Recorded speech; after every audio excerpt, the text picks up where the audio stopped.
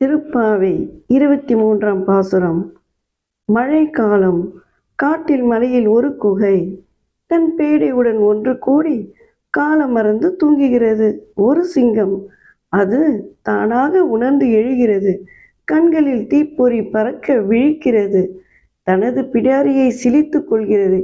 இப்படியும் அப்படியுமாக நடந்து சோம்பல் முறித்து கொள்கிறது. நிமிருகிறது பெரும் கர்ஜனை செய்து கொண்டு. குகையை விட்டு வெளியேறி வேட்டைக்கு புறப்படுகிறது.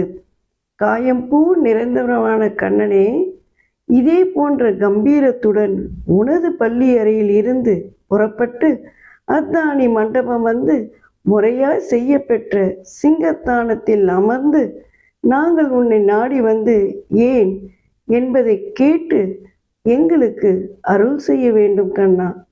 ஓம் நமோ நாராயணா. மாரிமலை முழைஞ்ச மன்னி கிடந்துறங்கும் சீரிய சிங்கம் அறிவுற்று தீ விழித்து.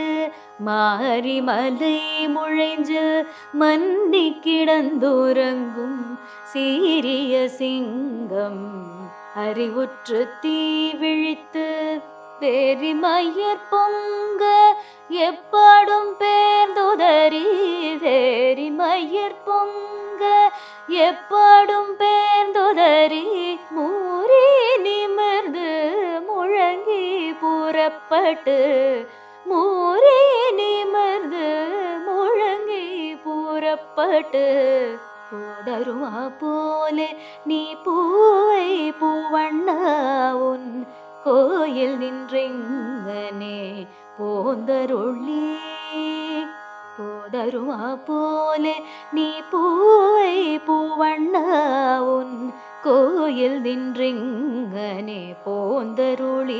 கோப்புடைய சிறிய சிங்காசனத்திருந்து யாம் வந்த காரியமாராய்ந்து அருளேலோரம் பாவாய். சிறிய சிங்காசனத்திருந்து யாம் வந்த காரியமாராய்ந்து அருளே